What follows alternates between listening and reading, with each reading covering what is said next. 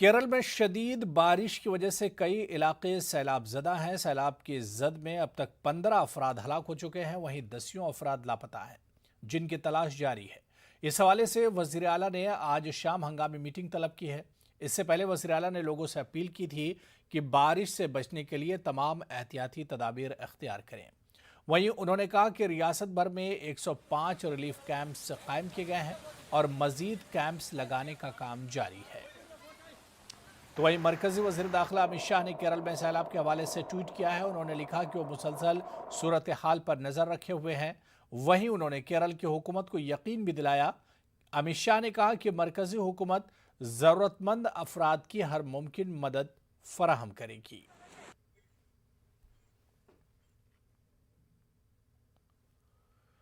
सरकारी तेल कंपनियों ने आज फिर ईंधन की कीमतों में इजाफा किया है। पेट्रोल और डीजल दोनों कीमतों में 35-35 पैसे फी लीटर इजाफा हुआ है। इस इजाफे के बाद आज दिल्ली में पेट्रोल 105 रुपये 84 पैसे फी लीटर फरोख्त किया जा रहा है, जबकि डीजल की कीमत 94 रुपये 57 पैसे फी लीटर है। इसी तरह मुंबई में पेट्रोल की कीमत 111 रुपये 77 पैसे फी लीटर और डीजल की कीमत 102 रुपये 52 पैसे फी लीटर है। पेट्रोल और डीजल की कीमतें इस महीने लगभग हर रोज बढ़ी हैं। अक्टूबर महीने के शुरुआती 10 दिनों में ही पेट्रोल 2 रुपये 80 पैसे और डीजल 3 रुपये 30 पैसे तक महंगा हो गया था। सबकी जेब में फर्क पड़ता है। जहाँ गाड़ी पहले 2-3 दिन चलती थी, वहाँ एक ही दिन में पेट्रोल खत्म हो जाता है। बहुत फर्क पड़ता है जेब पर। काफ़ी 102 रुपये लीटर हो गया है। अरे बहुत दिक्कत हो रही, 200 का भराते थे, अब 400 का भरा रहे हर दूसरे रोज। बहुत दिक्कत है, इतनी ज़्यादा दिक्कत है लेकिन मैं इससे सहमत नहीं हूँ, क्योंकि एक तो पॉलिटिक्स होती है, ठीक है। जो भी पार्टी आती है वो विरोधी हल्ला मचाती है दूसरे के खिलाफ। ओके, हर आदमी का, हर लेबर का, हर कर्मचारी का पैसा भी बढ़ता चला जाता है। लोग रोते ज़रूर हैं, पैसा भी तो बढ़ता है। मैं गवर्नमेंट कर्मचारी हूँ, मुझे डीए मिलता है। एक लेबर का जो 50-100 पाता था उसको अब 450 मिलता है, मिस्त्री को 700 मिलता है। तो I am satisfied, totally satisfied. देश में लगातार पेट्रोल और डीजलों की कीमतों में बढ़ोतरी हो रही है, जिसके कारण लोग काफ़ी परेशान हैं, क्योंकि जिस तरीके से पेट्रोल और डीजल की कीमत में बढ़ोतरी हो रही है उससे महंगाई जो है वो अपने चरम स्तर पर है। लोगों का कहना है कि सरकार को अब इस पे कोई सख्त कदम उठाने चाहिए, क्योंकि अभी कुछ दिन पहले ही पेट्रोल डीजलों की कीमतों के साथ साथ सीएनजी और पीएनजी की कीमतों में भी बढ़ोतरी हुई थी, जिससे महंगाई के साथ साथ महिलाओं की किचन का बजट भी बिगड़ गया था। लोग हमारे साथ मौजूद हैं, उन्हीं से बात करेंगे कि उनका पेट्रोल और डीजलों की कीमतों पर क्या कहना है। भैया, लगातार पेट्रोल और डीजल महंगा होता जा रहा है, क्या कहेंगे? मैम, मैं क्या बोलूँ, ये तो सरकार को देखना चाहिए। जब से मोदी सरकार है तो पेट्रोल महंगा ही महंगा हुए जा रहा है, क्या बोल सकते हैं। रोज जो है पेट्रोल की कीमतें डेली महंगी हो रही है। सर, पेट्रोल डेली महंगा होता जा रहा है। बिल्कुल महंगा हो रहा है डेली। इससे बहुत दिक्कतें हो रही हैं। गवर्नमेंट तो डेली पैसे बढ़ा दे रही है, सोच रही है आम आदमी के पैसे है कि नहीं है, रोजगार है नहीं, आम आदमी क्या करेगा। अब मुझे ही ले लो, मैं 18-19 हज़ार रुपये सैलरी कमाता हूँ, जिसमें 4 या 5 हज़ार रुपये तो यही खा जाती है, बचता क्या है। सरकार को अब सख्त कदम उठाने चाहिए। बिल्कुल उठाने चाहिए, मेरे हिसाब से तो उठाने चाहिए। पहले भी तेल बाहर से ही आता था और अब भी बाहर से ही आ रहा है, तो पहले इतना महंगा नहीं तो अब इतना महंगा क्यों है। बिल्कुल सुना आपने, लोगों का कहना है कि सरकार को अब सख्त कदम उठाने चाहिए, क्योंकि पेट्रोल और डीजलों की कीमतें जिस तरीके से बढ़ रही हैं उससे लोगों को दिक्कतें हो रही है, लोगों का बजट बिगड़ रहा है। और साथ ही जो अहम बात है वो ये है कि सड़कों पर लोगों का वाहन चलाना अब मुश्किल होता जा रहा है। कैमरा पर्सन अनिल के साथ प्रीति श्रीवास्तव, न्यूज़ 18 दिल्ली। उधर महाराष्ट्र के वजीर नवाब मलिक ने पेट्रोल और डीजल की कीमतों में इजाफे पर मरकजी सरकार को घेरा है। उन्होंने कहा था कि चुनावी रैलियों में पीएम मोदी लंबे लंबे दावे कर रहे थे, लेकिन अब वो खामोश हैं और अवाम परेशान है। Hike of petrol is crossing 110 rupees and diesel has been crossed 100. The CNG and LPG rates are also high. Despite crude oil prices in international market, it is not so high.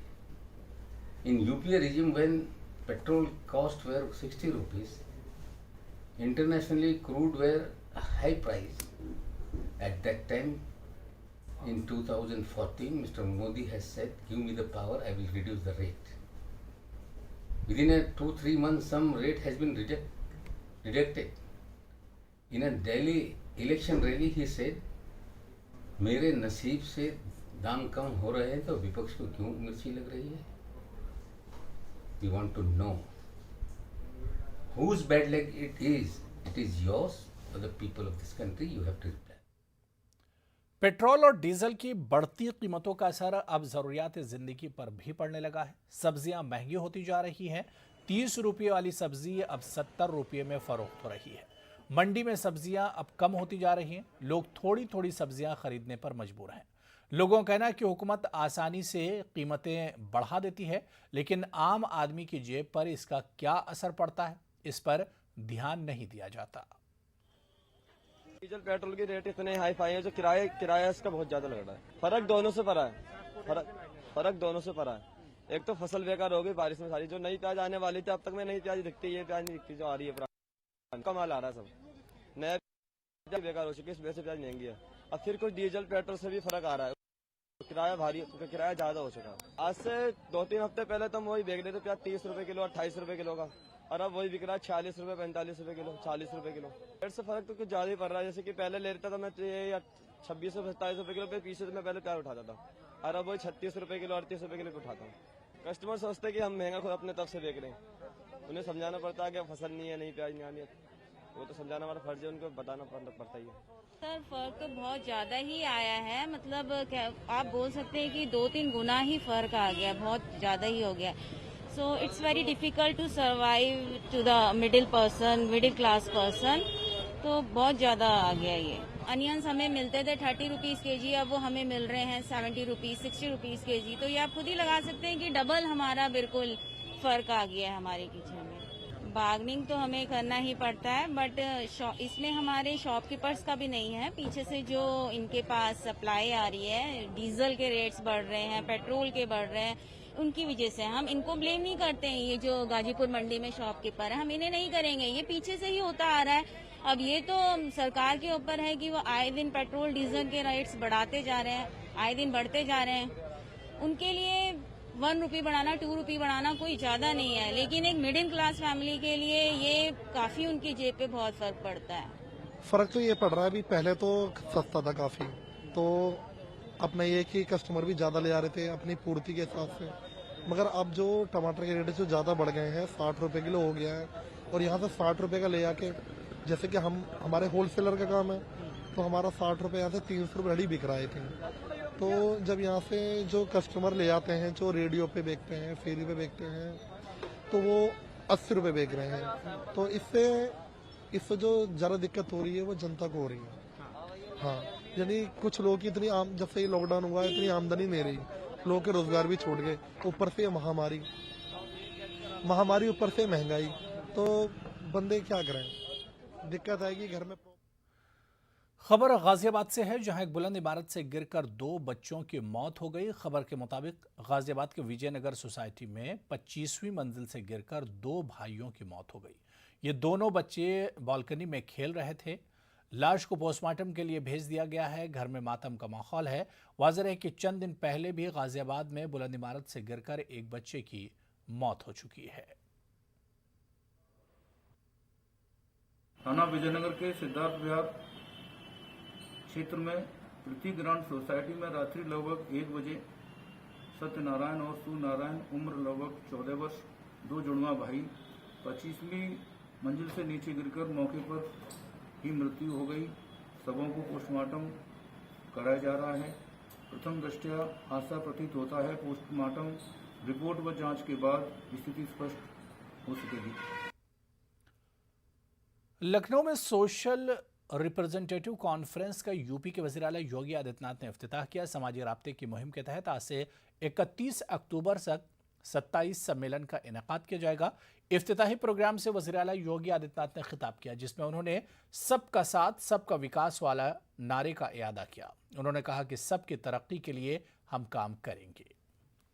सबके सुख की कामना, सबके आरोग्यता की कामना, और इसीलिए प्रधानमंत्री मोदी जी ने 2013 में इस देश को एक मंत्र दिया था, सबका साथ सबके विकास का। सबका साथ और सबका विकास। जाति, मत, मजहब, क्षेत्र, भाषा के आधार पर समाज का विघटन नहीं होने देंगे। सभी के कल्याण के लिए कार्य करेंगे। वंचित, दबे कुचले लोगों की आवाज को एक आवाज देंगे, उसे आगे बढ़ने का अवसर देंगे। और 2014 के बाद से लगातार प्रधानमंत्री मोदी जी के नेतृत्व में देश के अंदर जो कार्य हुए हैं या हो रहे हैं, आप सबके सामने हैं। उससे पहले जिन लोगों ने प्रदेश और देश में शासन किया, आपने ज्यादातर इन लोगों को देखा होगा, नारा वे भी लगाते थे। नारा जो 14 में नारा बन रहा था, सबका साथ सबका विकास का, उससे पहले प्रदेश और देश में जिन लोगों ने शासन किया था, उन लोगों का नारा होता था कि सबका साथ, लेकिन उनके परिवार का विकास, यानी उनके स्वयं के विकास के बारे में वे सबका साथ लेना चाहते थे। वे कभी भी उनका दृष्टिकोण परिवार से ज्यादा बढ़कर के नहीं, वो अपने स्वयं के परिवार का, स्वयं और स्वयं के परिवार के विकास के अलावा समाज और राष्ट्र के बारे में उनकी चिंता थी ही नहीं। और यही कारण रहा कि प्रदेश पिछड़ता गया। प्रदेश आज़ादी के अमृत महोत्सव के साथ मुल्क में दूध का इनकलाब लाने वाला अमूल ब्रांड भी अपनी 75वीं सालगिरह मना रहा है। इस मौके पर हम आपको बताते हैं कि किस तरह अमूल ने वक्तन फ़ौक्तन मुल्क और बैरून मुल्क में कामयाबी के साथ अपना पैगाम पहुंचाया है। अमूल ने अपनी मसनूआत के बारे में मुख्तलिफ अंदाज में लोगों तक जानकारी पहुंचाई।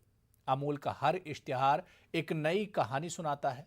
अमूल एक मुनफरिद और दिलचस्प अंदाज में अपनी बात आप तक पहुंचाने की कोशिश करता है। आइए अमूल की एक अनमोल कहानी देखते हैं।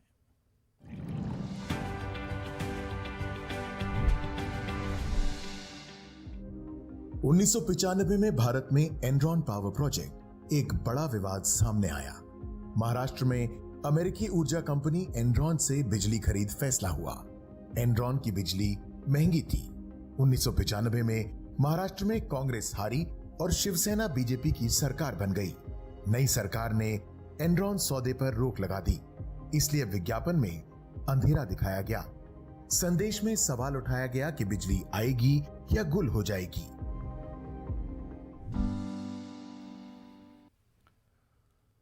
कोरोना वबा के दौरान बाहिमी इमदादो इन्हिसार का जज्बा मुस्तहकम हुआ है। मुल्क इस वबा से मुत्तहिद होकर मुकाबला कर रहा है। टीकाकारी के ऐलान के बाद हम बेहतर ताउन करें, जिससे हम कोरोना को मात देने की जानिब कदम बढ़ा सकें। नेटवर्क के टीम इस मुहिम में हर कदम पर आपके साथ रहेगा। जब तक सभी महफूज नहीं, तब तक कोई महफूज नहीं होगा। इसी सोच की बुनियाद पर हमारी मुहिम संजीवनी का ये मकसद यकीनी बनाना है कि वैक्सीन पाना सभी हिंदुस्तानियों का हक है।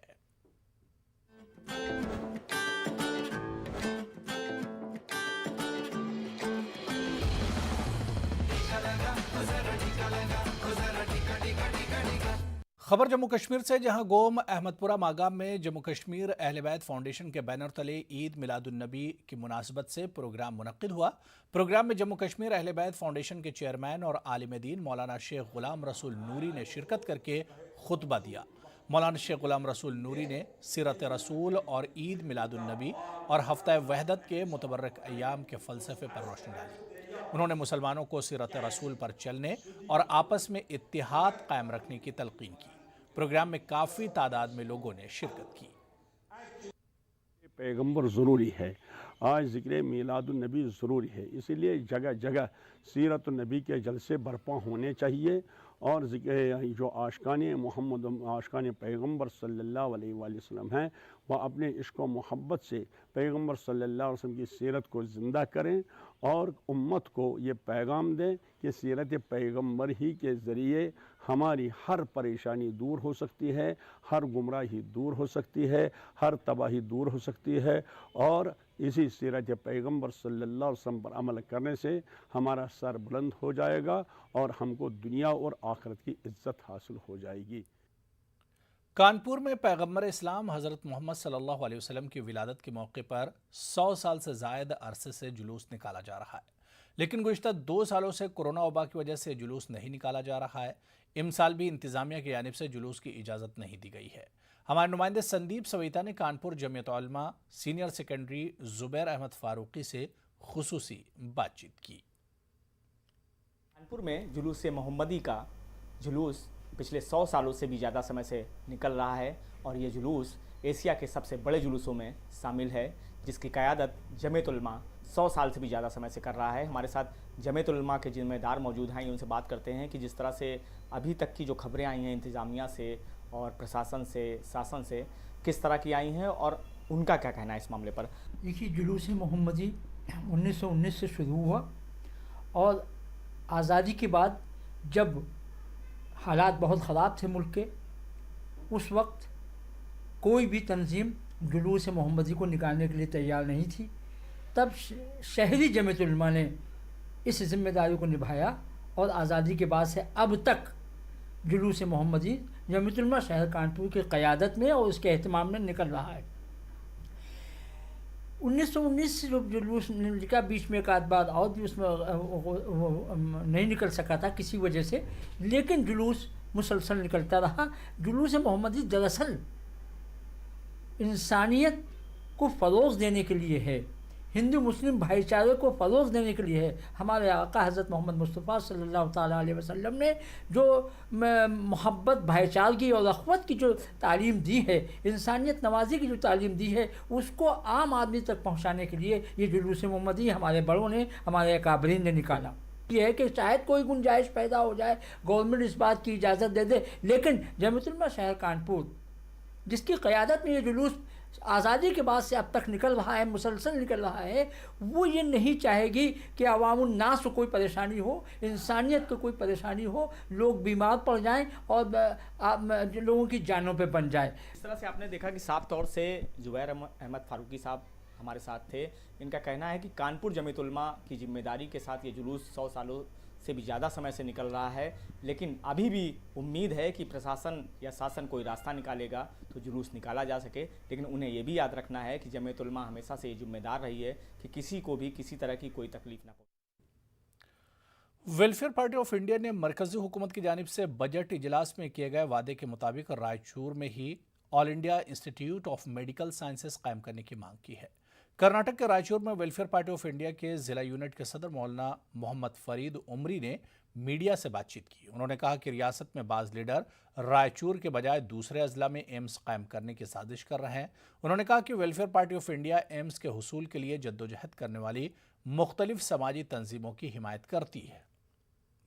वो दूसरी तरफ ले जाने की कोशिश की जा रही है, गुलबर्गा में कुछ लाने की कोशिश की गई है, अभी बहुत से दीगर लीडरान कोशिश कर रहे हैं। वेलफेयर पार्टी भी उनका ताउन कर रही है और उनके साथ में जाने को तैयार है और मुस्तकबिल में जो भी एहतजाज हो या जो जिस किस्म का भी हम लोगों को काम करना पड़ेगा उसको लाने के लिए हर मुमकिन ताउन।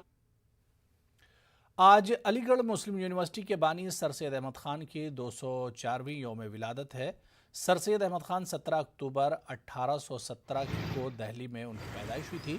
कौम को असरी उलूम से आरास्ता करने की गरज से सर सैयद अहमद खान ने 1877 में मोहम्मदन एंग्लो ओरिएंटल कॉलेज के नाम से इदारे का क़याम अमल में लाया, जो 1920 में हुकूमत हिंद के तहत यूनिवर्सिटी में तब्दील किया जा सका। 17 अक्टूबर को हर साल अलीगढ़ मुस्लिम यूनिवर्सिटी समेत दुनिया भर में तकरीबात मुनक्किद की जाती हैं। इस मरतबा कोरोना ज़ाब्तों के सबब ऑनलाइन प्रोग्राम का इनेकाद किया जा रहा है। एमयू रोशन कुमकुमों से जगमगा रही है। सर सैयद अहमद खान की यौम पैदाइश की विलादत के तकरीब भी आज ऑनलाइन ही होगी। तो वहीं अलीगढ़ मुस्लिम यूनिवर्सिटी के बानी सर सैयद अहमद खान की 204वीं यौम पैदाइश पर आज यूनिवर्सिटी के तारीखी जामा मस्जिद में बाद नमाज फजर कुरान खानी का एहतमाम किया गया। इसके बाद मज़ार सर सैयद पर vice chancellor professor Tariq Mansoor और दीगर जिम्मेदारान ने गुलहाए अक़ीदत पेश की, जिसमें कसीर तादाद में असातिज़ा, तलबा और यूनिवर्सिटी के मुलाज़मीन मौजूद थे। इस मौके पर सहाफ़ियों से बात करते हुए vice chancellor professor Tariq Mansoor ने दुनिया भर में फैले अलीग बरादरी को सर सैयद की यौम विलादत पर मुबारकबाद पेश की।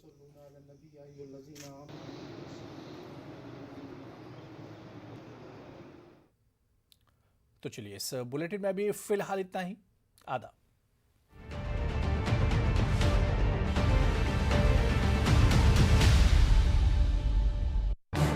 इस